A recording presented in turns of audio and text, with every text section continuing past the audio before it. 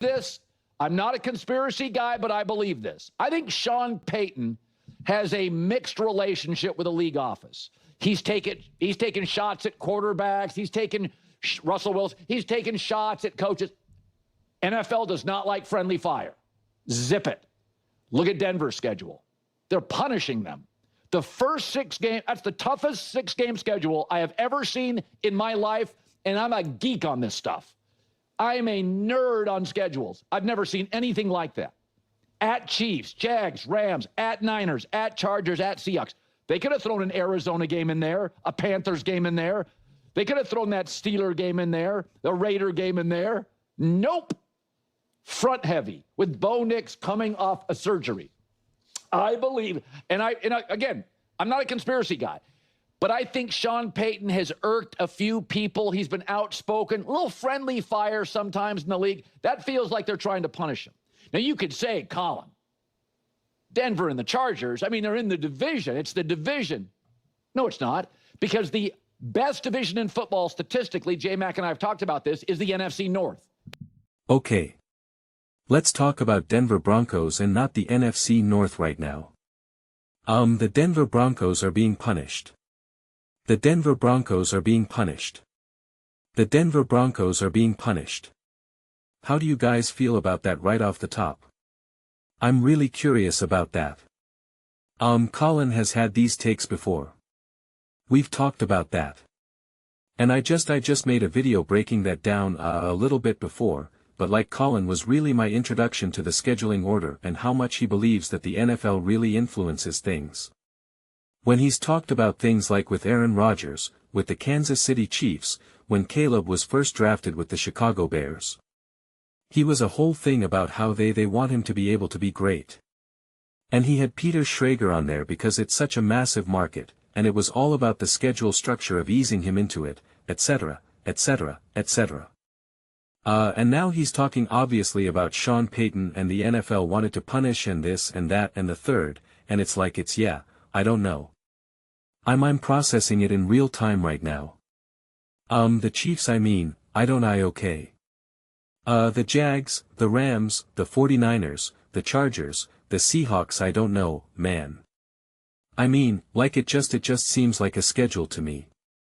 It just seems like a schedule for a great team that reached the AFC Championship game. That's what it seems to me. I don't think there's any punishment right now with the Denver Broncos especially. Because of this. According to CBS Sports, the Patriots-Broncos game averaged 48.6 million viewers. The broadcast peaked at 57.759 million viewers during key moments. That made it the most watched postseason game on any network this year. That was with a backup quarterback. And a game that was 10-9 or whatever the heck it was 10-7. I don't even remember at this point. But it was hardly an action-packed game. And to be clear, the Chiefs-Bills Patrick Mahomes, Josh Allen, AFC Championship game, 32-29, an absolute wild game. They topped out at 57 million. Whereas the Seahawks-Rams, which was a legitimate wild shootout. Seahawks-Rams, right? Division rival, etc., 46 million viewers on Fox. So, like the Broncos in the playoffs, the Broncos in a conference championship game, like that brings a lot of action. That brings a lot of energy there. And not all playoff games are created equally. Like the 49ers-Eagles game, wild card round, was one of the most watched playoff games of the entire playoffs. It did more than the Packers-Bears and which was like the potential for the Bears to finally win a playoff game with Caleb Williams. And yet like the 49ers-Eagles had better views, right? So, it's not all things are created and the 49ers-Seahawks game had and not no views, but not great views. And so, that's what the NFL is about. And that's what Colin was talking about, ratings and how he talked about the holiday games and whatnot. So, if you're trying to punish the Denver Broncos, like again, by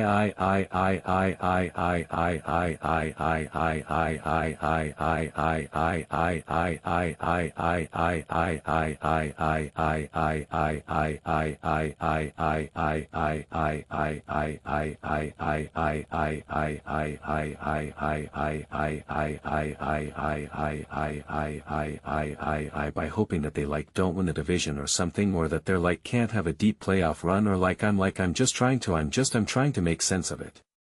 I'm trying to make sense of it because actually if you think about it, I'm not saying this is even what I'm rooting for or this is what I even want necessarily.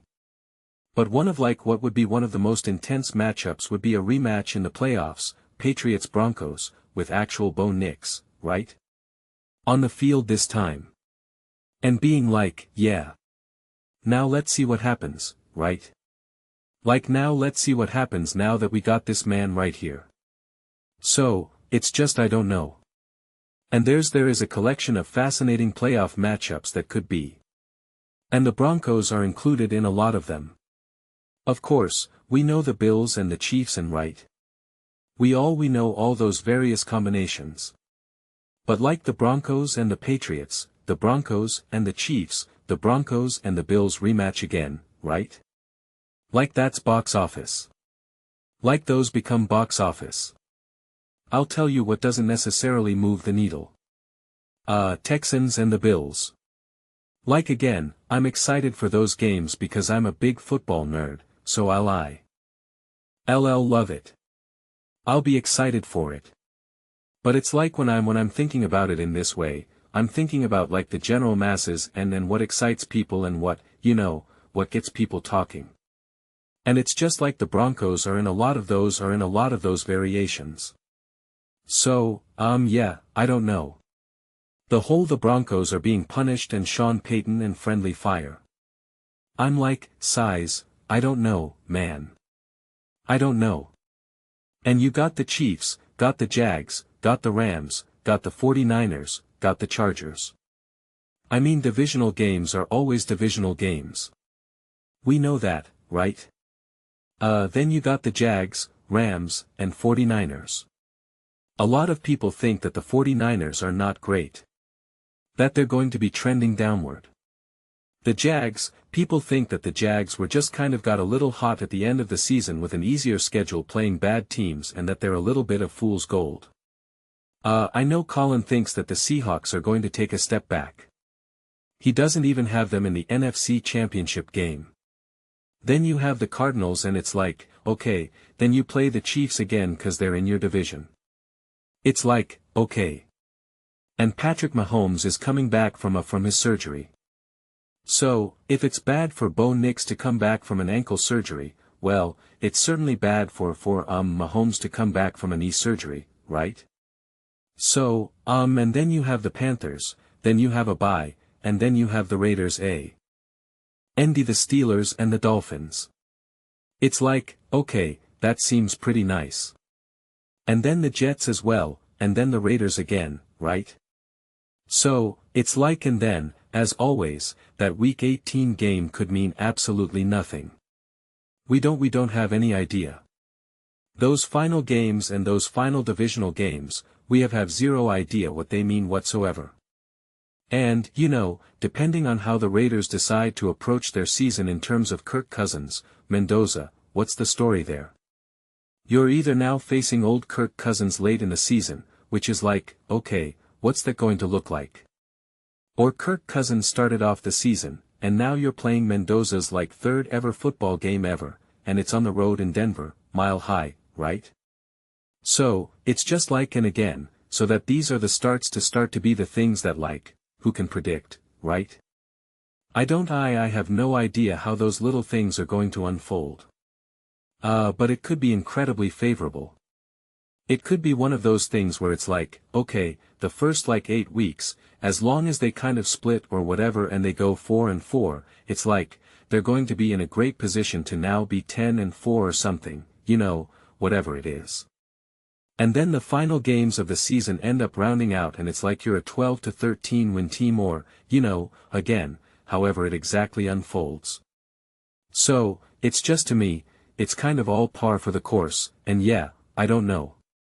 Finn. The conversations about all this so fascinating. I find it so fascinating, and Colin definitely has it in a way that other people don't, because he definitely very much looks at it as the NFL is intentional with what they're doing.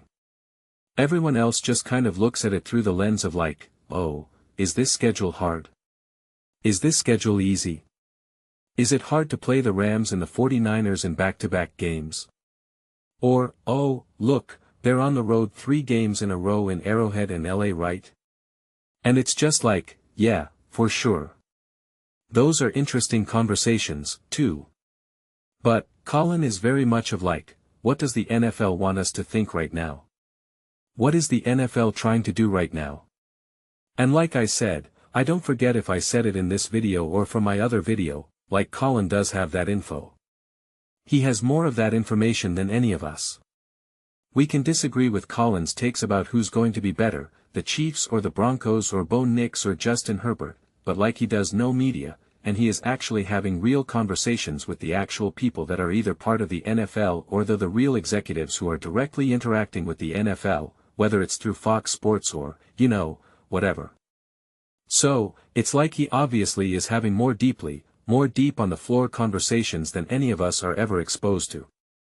So, I wouldn't completely dismiss what Colin is saying, because it's like at the end of the day, like he is an expert on media, right?